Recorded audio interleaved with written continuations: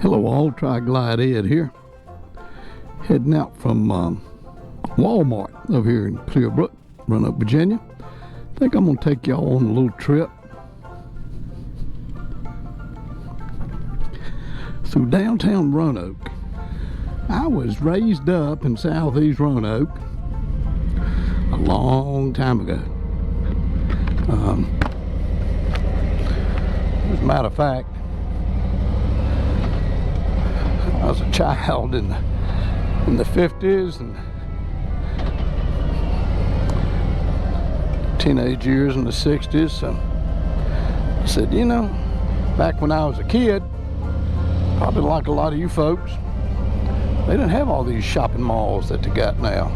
There wasn't any until I become, I guess, probably a teenager. So, and it's been years since I've been to downtown Roanoke, and I'll tell you the truth. So I'm a little bit excited about it. Now, it's changed a lot. I mean, I've been down on the, quote, the market with my wife. That's been several years ago since we did that. But thought y'all might enjoy a little tour. I'll sort of tell you some of the things I remember as a kid through downtown Roanoke. Downtown Roanoke and the Roanoke Valley is known as the Star City of the South. The reason for that is we got this man-made star on top of Mill Mountain. It was, I guess, erected and dedicated in 1949.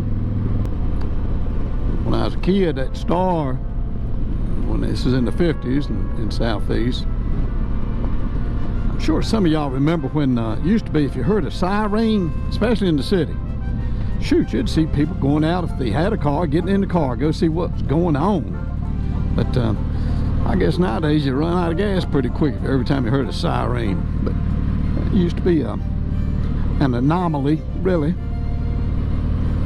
back in the old days. And that star, if it was always white, unless it was a traffic fatality in the area. Excuse me. Then the star would be red. That way you knew it was a fatality. And thank goodness you didn't see it red a whole lot back in. I guess that means, you know, cars were made with metal back in those days. Not a whole lot of plastic in them. But this road here, to my left, to my right, Elm Avenue, it was just a two-lane road back in the day. Matter of fact, right there, I don't know if you can see it, just see it in a minute, community hospital.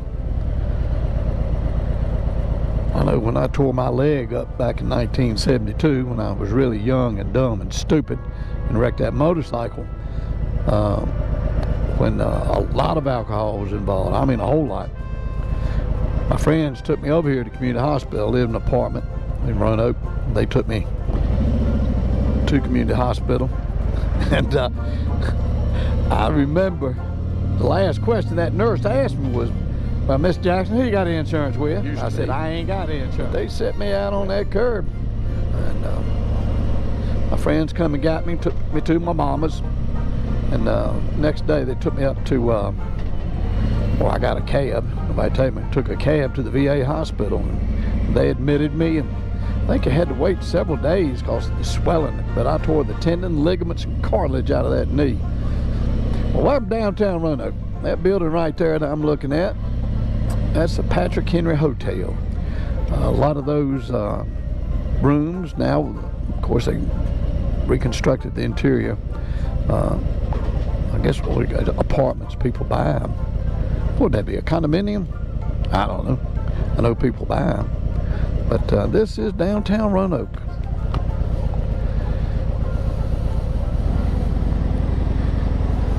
There's the Social Security office. There used to be, down through here, there was the American Theater. I mean, all this is all youth here, as you can see, except that building there. But downtown Roanoke was the hub. You know, before these shopping centers and all that stuff come along, you would see people downtown on a Saturday. I mean, it would be packed down here. Now I'm gonna take a left here on Church Avenue. This is the way the bus used to go, right through here. As a matter of fact, I worked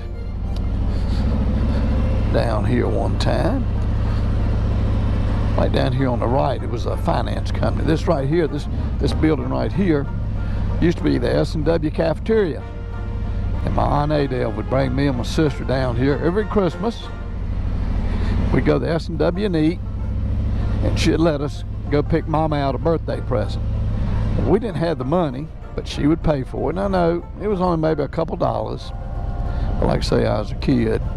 But if it hadn't been for my Aunt Adele, I don't guess my mom would have ever had a Christmas present. And right up here on the left, you can see a little bit of the sign. It's a place called Texas Tavern. They seat 1,000 people, 10 at a time. That thing's been here since the 30s. I remember, I don't guess when I was in my 20s or early 20s, but before I met my bride, I don't know if I ever went in there sober. I might have, but yeah, I mean, at nighttime you'd see people in here anywhere from had tuxedos on to folks like me that was just a little bit inebriated. Right there it is, established 1930, Texas Tavern. $1.64 hamburger. Used to go in, so they gave me 2 with and a bowl with, and they'd be open all night. They still are. And here's I think this is called Lee Plaza in front of me right here. I don't know if they've renaming everything around here. So this list of veterans' names. Here's the post office over here.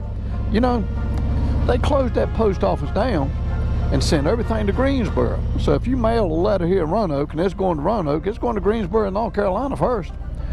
This building right here was WSLS Channel 10, I'm pretty sure. It still is, I guess. Then Oliver H. Hill Justice Center. I guess that's new. Here's Okies. Okies is one of the prominent funeral homes in our area. Very nice people. Very good to deal with. That's for sure. But this is the way our bus used to go. We ride up here, and when we get to this next stoplight, we're going to take a right. But Jefferson High School, right up here, I'll show you a little bit. Right over here to my right was YMCA. Still might be. I don't know. Gosh. The locker room lost. Nope. That's Young Men's Christian Association. Well, maybe it is some. I have no idea. But if you went up that little side road right here, and you can walk right up there, is Jefferson High School. Home of the Magicians. Gosh, it was great going there for that year. Well, like I say, all my friends, I went to all the schools in Southeast. Right up there it is. Now they have events there. I think it's called the Jefferson Center. It's good that they're using it for something. And it says place on the corner right here. You can see a thing that says Second Cup Cafe. That used to be called Acey's, and it was just a little mom and pop diner, and they had pinball machines. And me and my good friend Ronnie from Southeast Roanoke, we'd come up here at night. This is when I was a sophomore in high school, and that summer and stuff. We'd come up here at night and play them pinball machines. Cost a nickel for 5 balls. Shoot, we'd play that thing for hours and hours and hours. But now down through here, we'd walk down here to catch the bus to get home. It's like I said, it was a city bus. I think it cost a nickel to ride the thing for a student back in those days. But we would walk down through here, and it would be a crowd of kids. You know, that's another one of them good memories. It was great. A lot of these buildings have been revamped, redone, re-energized. Wow.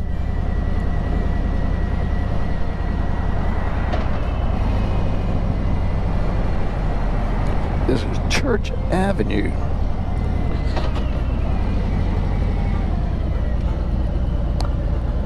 And Right there was, I think that was the courthouse. You know what? I don't know exactly what it is now, to be honest with you.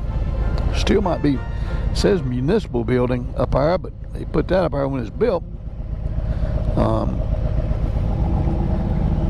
Roanoke Times down here. Roanoke Times used to be the Roanoke Times, Roanoke World News. I think the Roanoke Times you got in the morning, Roanoke World News you got in the evening.